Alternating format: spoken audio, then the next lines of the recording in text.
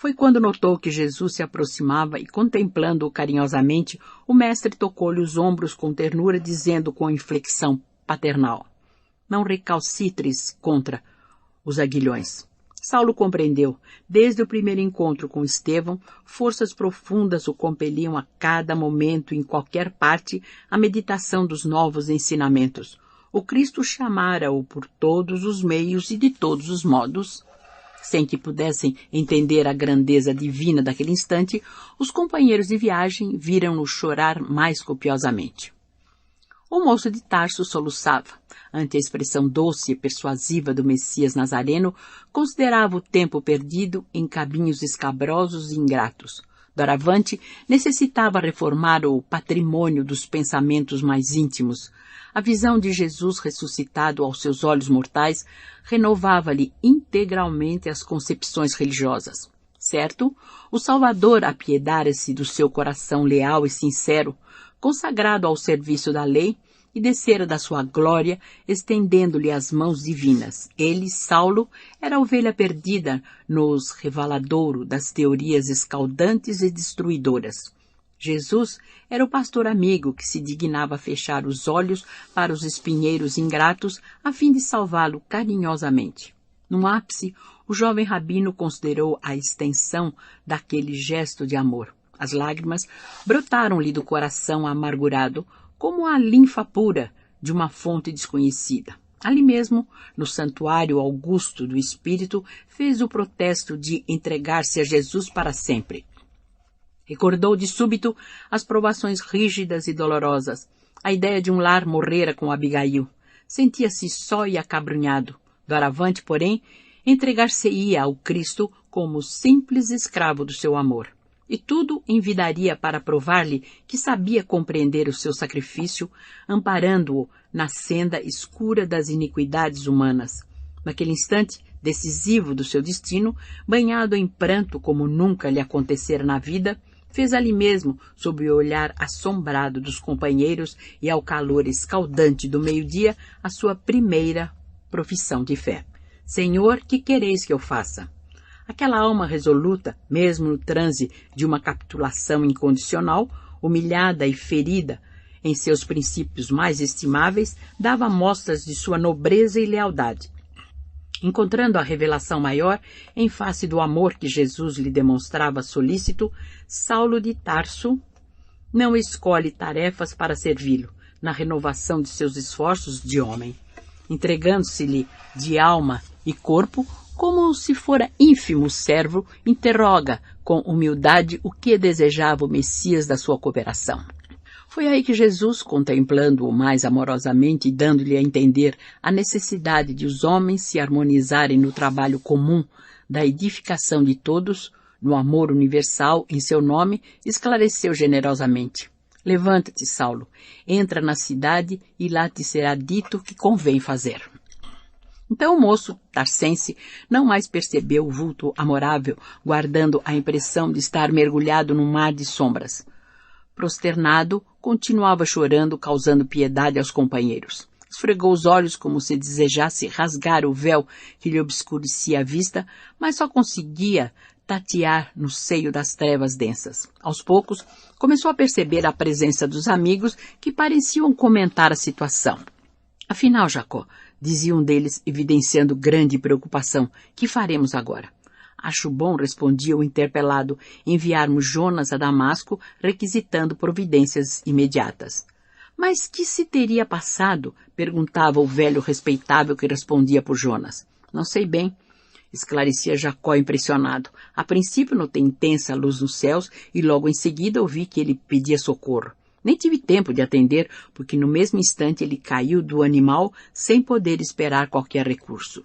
O que me preocupa, ponderava Demétrio, é esse diálogo com as sombras. Com quem conversara?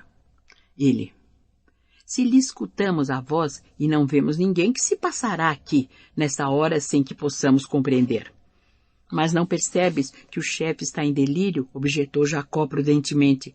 As grandes viagens com o sol causticante costumam abater as organizações mais resistentes. Além disso, como vimos desde a manhã, ele parece acabrunhado e doente. Não se alimentou, enfraqueceu-se. com o esforço destes dias tão longos que vimos atravessando desde Jerusalém com grande sacrifício. A meu ver, concluía, abanando a cabeça entristecido, trata-se de um desses casos de febres que atacam repentinamente no deserto. O velho Jonas, no entanto, de olhos arregalados, fixava o rabino soluçante com grande admiração. Depois de ouvir a opinião dos companheiros, falou receoso, como se temesse ofender alguma entidade desconhecida. Tenho grandes experiências dessas marchas com o sol a pino. Gastei a mocidade conduzindo camelos através dos desertos da Arábia. Mas nunca vi um doente nesses lugares com estas características. A febre dos que caem extenuados no caminho não se manifesta com delírio e com lágrimas. O enfermo cai abatido sem reações. Aqui, porém, observamos o patrão como se estivesse a conversar com um homem invisível para nós.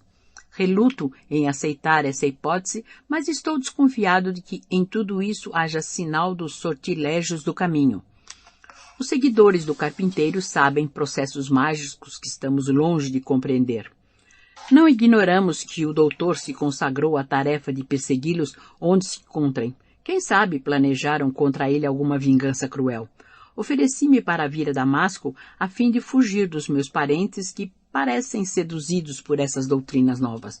Onde já se viu curar a cegueira de alguém com a simples imposição das mãos? Entretanto, meu irmão curou-se com o famoso Simão Pedro.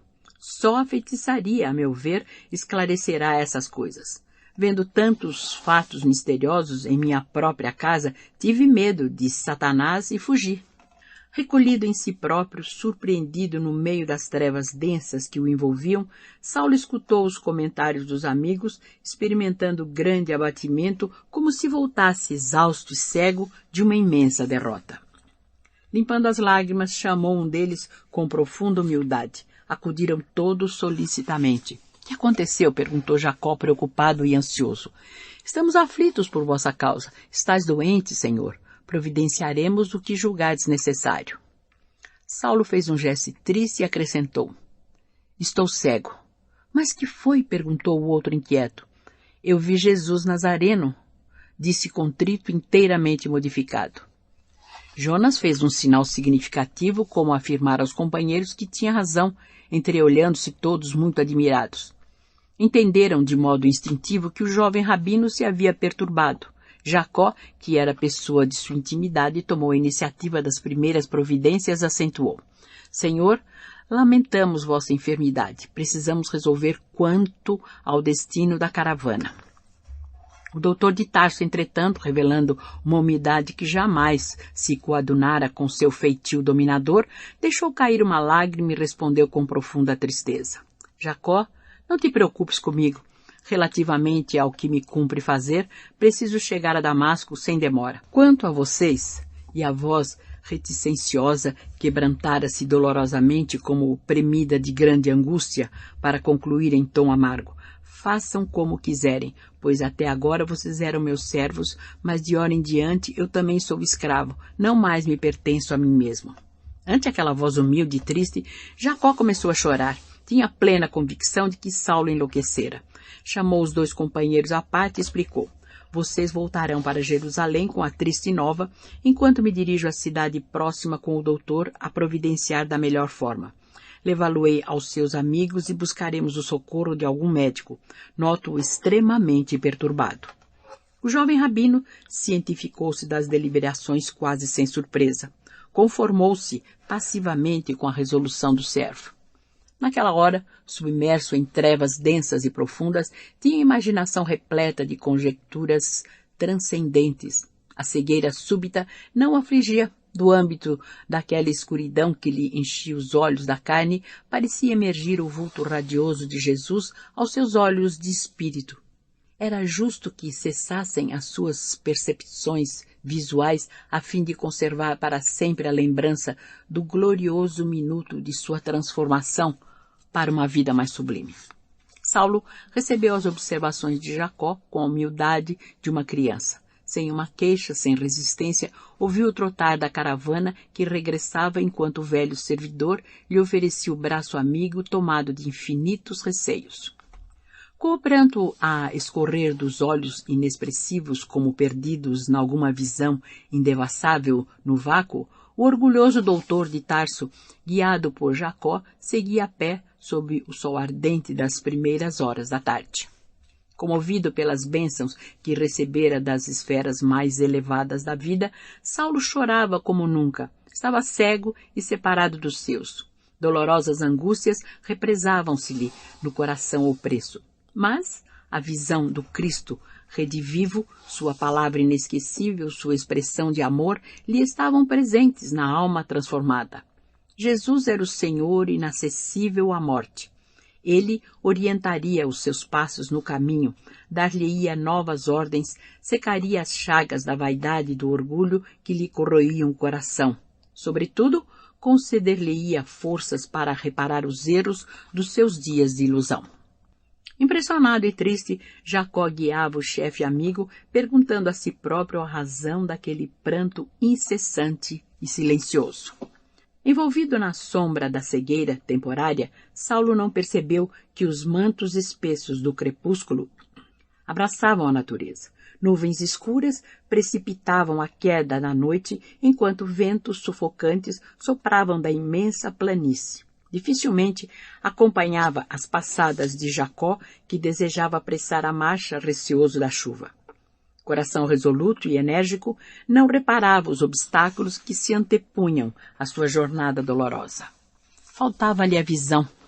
Necessitava de um guia, mas Jesus recomendara que entrasse na cidade onde lhe seria dito o que tinha a fazer. Era preciso obedecer ao Salvador que o honrara com as supremas revelações da vida. A passos indecisos, ferindo os pés em cada movimento inseguro, caminharia de qualquer modo para executar as ordens divinas. Era indispensável não observar as dificuldades. Era imprescindível não esquecer os fins. Que importava olhar em trevas o regresso da caravana a Jerusalém, a penosa caminhada a pé em demanda de Damasco, a falsa suposição dos companheiros a respeito da inolvidável ocorrência, a perda dos títulos honoríficos, o repúdio dos sacerdotes, seus amigos, a incompreensão do mundo inteiro diante do fato culminante do seu destino. Saulo de Tarso, com a profunda sinceridade que lhe caracterizava as mínimas ações, só queria saber que Deus havia mudado de resolução a seu respeito. Ser-lhe-ia fiel até o fim. Quando as sombras crepusculares se faziam mais densas, 2 homens desconhecidos entravam nos subúrbios da cidade. Embora a ventania afastasse as nuvens tempestuosas na direção do deserto, grossos pingos de chuva caíam aqui e ali sobre a poeira ardente das ruas. As janelas das casas residenciais fechavam-se com estrépito. Damasco podia recordar o jovem